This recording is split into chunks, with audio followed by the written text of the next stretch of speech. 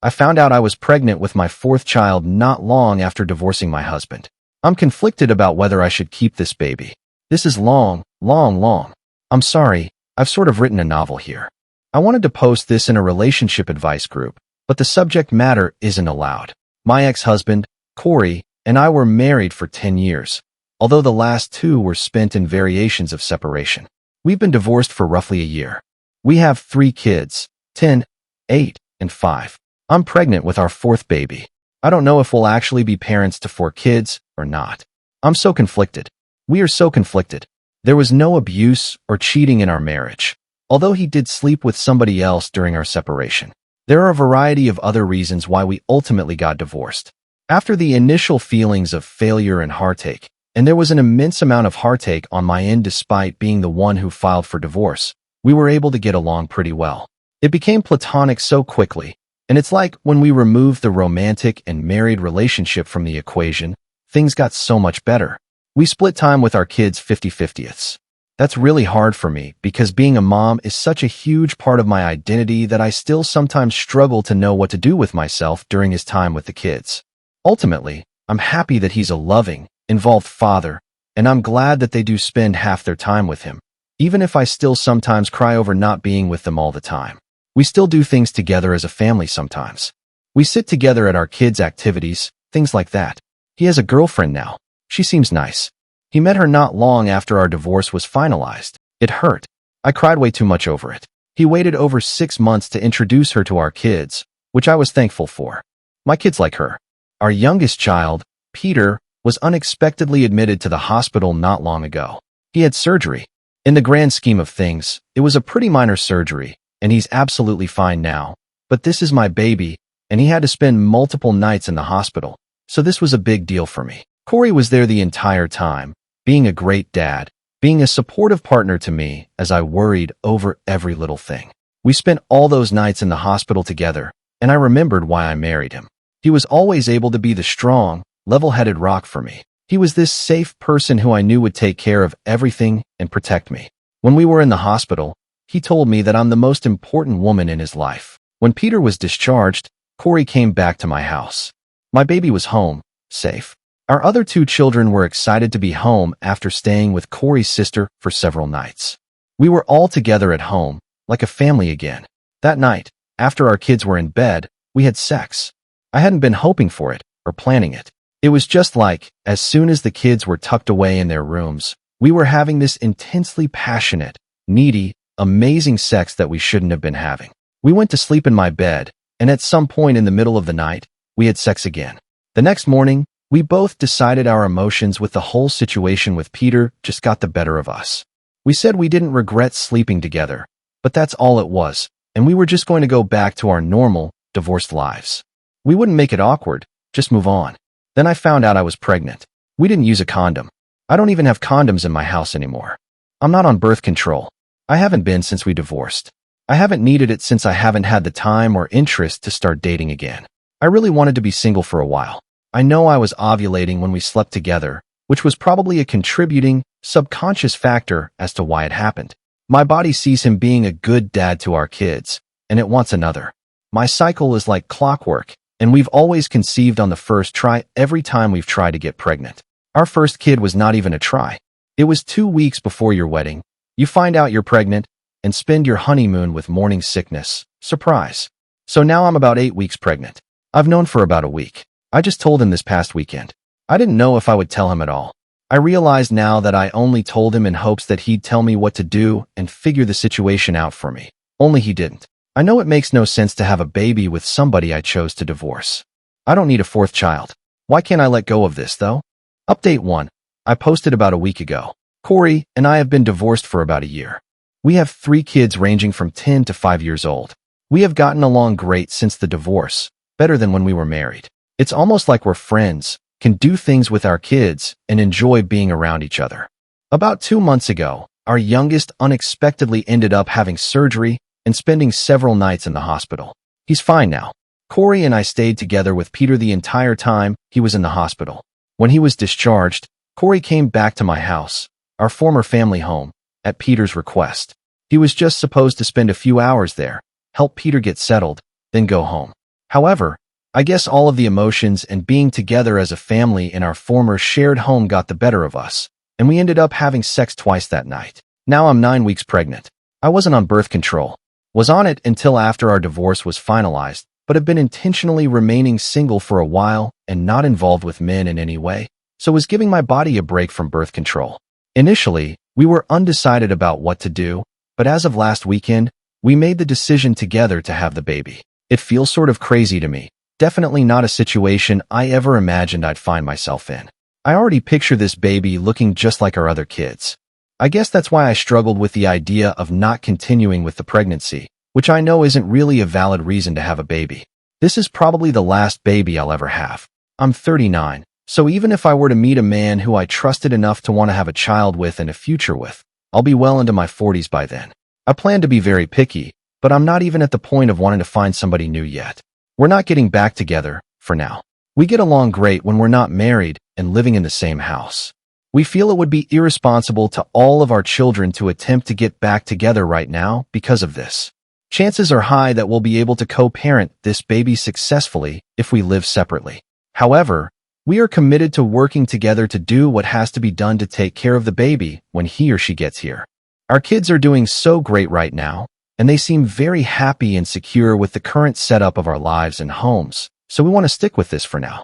I don't know if I really understand what I'm getting myself into. Our other kids were all born into a marriage and a two-parent home. I know that sharing custody of a baby will be a lot different than the kids going back and forth between homes. I might be feeling too positive about it, but I think it could work out fine. The new baby will just see this as normal, right? Next thing to worry about will be having to explain this to everyone when we tell them. My family and friends will get over it, but I'm especially concerned with explaining it to our kids. I'm worried our oldest won't take the news well. She also knows what sex is and how babies are made. And for everyone concerned about his girlfriend, she's not his girlfriend anymore. Top-rated comment. These two are 100% getting back together within a year and then breaking up again in another. Update 2. Several people have asked me for an update on my situation. Corey and I are having a baby. My other posts are on my profile. A recap is that we were married for 10 years, divorced for almost 1.5 years now, and have 3 kids together. We slept together twice during a stressful family time, and I ended up pregnant. We've since admitted we are both still in love with each other, but have not actually declared that we're back together, mainly for the sake of our kids. I last posted toward the end of January. I'm 28 weeks pregnant. We're having a little girl. As far as the pregnancy goes, it's been like a textbook pregnancy, and so I feel pretty good, just more tired than I ever remember being during pregnancy before. My husband and I continue to live separately and share custody of our kids. We each have them 50% of the time. They're all aware that we're having a baby, and none of them seem to be deeply confused or emotionally damaged by their divorced parents having a baby together. We explained it in an age-appropriate way. Our oldest child, Lisa, was more grossed out that her parents had sex than anything else since she now understands what sex is and how babies are made. We've been involved with her quite a bit, and she's excited now. I even took her to one of my appointments. She's excited to have a baby sister, and she understands that mom and dad love her and her siblings, that we love this new baby, and that we love each other as people and as parenting partners without actually being together as a married couple in one house. Meanwhile, my husband and I have started to attend couples counseling. We tried marriage counseling when we were separated before we divorced, but I think we were both already pretty mentally done, so counseling didn't do much for us then. I think we're getting way more out of it now because we're actually invested in it and putting in a lot of effort. Sometimes I feel great after a session, and at other times, I feel not so great and am reminded of reasons why we divorced. Overall, I think it's a good thing for us, no matter what happens with our relationship. We've been sleeping together for the last few months. We already agreed that we won't be seeing other people at this time. I wouldn't be seeing anyone while pregnant anyway, and it's not as if I'll even have time with 3 kids and a newborn. We agreed that we will not open ourselves to being with other people while we are working on our relationship and before that conversation is had between us. We are carrying on just as we have been since our divorce, as far as our kids are concerned. Dad doesn't spend the night at our house. We do things together as a family sometimes, but we were doing that even before anything was rekindled between us. We're not acting as a couple when we're together as a family. We're friendly with each other, but there is no holding hands, kissing, etc. Our main concern is our kids. We refuse to say we're back together. If we officially get back together, we really want to feel certain that it'll be for the long term, that we're ready to commit to that. We don't want to give our kids whiplash or do anything to make them insecure about our family. We would like to get to that point, but we aren't there yet. I think if my husband had his way, we'd be there. He's ready to say he's there now. He'd love to move back home, but he understands and agrees with my reasoning. I'd love for him to move back home too, based only on emotions. We both have things to work on separately and together. I want to be a better spouse this time around. I thought I was being a really great wife, and I was on the surface. I also know that right now I feel so in love and am hopped up on hormones and pregnancy happiness. I always feel super happy, super positive, and super horny during pregnancy. And I know I have to be careful with trusting anything I feel during this time, because it's like I'm on a 24/7 natural high. I think the biggest issue right now is that he is far more, let's throw caution to the wind, even though he agrees with all of my reasoning. And I want to be way more careful. Final update. I've made a few posts about my husband getting me pregnant after we divorced. We were married for 10 years and had 3 kids before getting divorced. We got along so much better after we divorced, and we have been really good co-parents during this time, but we were functioning strictly as friendly co-parents. We slept together around 1 year after our divorce was finalized and conceived a 4th baby, which we ultimately decided to keep. Our 4th child, a sweet baby girl, was born at the end of May. She's so perfect, and we both feel we made the right choice to bring her into the world. It was the smoothest, easiest birth I've had, and I take that as a sign.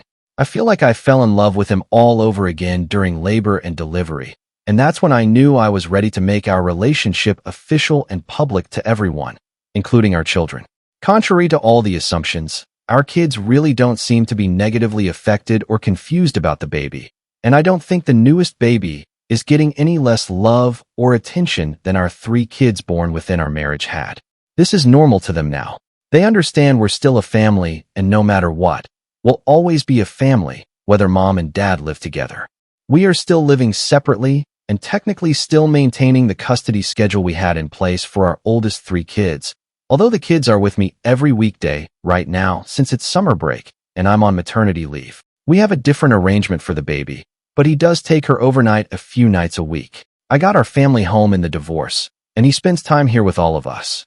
He has spent some nights here at home to help with the baby, but he doesn't stay in my bedroom quite yet. He has not moved in, although he has tried and continues to suggest it. This is probably the biggest point of contention these days. To me, this feels like the best of both worlds. I love him and truly don't want to be with anyone else. I think I sort of function better and am happier also living in my own space that he just visits. I know it's not the norm, and some might say this means I don't really love him as much as I think. I really believe I'm just one of those people who needs more independence and alone time, and maybe we never would have gotten divorced in the first place if this had been the arrangement from the beginning. Is it sort of selfish? Maybe. I don't know anyone else with this arrangement, but I know some people out there do this. For all intents and purposes, we are together in a relationship again. We've made it official and exclusive, as juvenile as that sounds. We had already made it official between ourselves, but we hadn't really announced it to family and friends or our kids. We are still in love with each other, or back in love with each other, and we are not seeing anyone else. Our kids have adjusted well. They've been seeing a therapist since we filed for divorce, so that has really helped us navigate some of this. Prior to the baby's birth, we did not tell them that we were essentially in a relationship. Only so long you can keep that a secret from your kids. Even though they're young, they're perceptive. So, we've recently explained to them that mommy and daddy love each other, but we get along better living in separate homes, and for now, we think this is the best thing for our family. The only problem is that now they keep asking about when we will all live together again. I'm sure it's a little confusing to them, but I'm not sure how we could be handling it any better. We attempted marriage counseling when we separated before divorce. It was not successful. I don't think either of us was 100% committed to it at the time. He really did not take it seriously back then, but I was more stubborn and resistant than I originally realized. We're in couples therapy now, and it's like night and day compared to last time. I'm scared to live together again, so we aren't going to do that anytime soon. It's not that I don't trust him. I don't trust us as a couple. I refuse to put my kids through all of that again. So getting remarried and moving in together isn't something in the plans right now. Maybe one day. I hope we can get to that point. I just don't want my kids to have to go through a divorce and splitting households yet again. I feel like they'd lose all trust in us then. On their living situation, I think it might be best for us to find a way to each have our own place next to each other or on the same property instead of one actual house that we share. Other than not living together, we are together. It's no different than any other couple that's dating but doesn't live together. Well, it's a little different since we share kids, and we were once married, and I still usually refer to him as my husband, but not too different. We aren't keeping our relationship a secret anymore, so we aren't pretending to not be together. Everyone knows now. We spend a lot of time together, but yeah, he may eventually want more than I do, as in, a relationship where we live together 24/7. At this point, Corey's ex-girlfriend was firmly in the rearview mirror, and I was still brushing it off as if it is no biggie, but I found one exchange that people may find interesting. Opt-down voted. Yes, he had a girlfriend at the time. It's in my post history, and I'm not trying to hide it, but we have moved well beyond that now. Response. People are downvoting her comment because it is pretty black and white when it comes to cheating. Cheating hurts others, and a lot of people value living in a world and having actions that don't involve hurting others.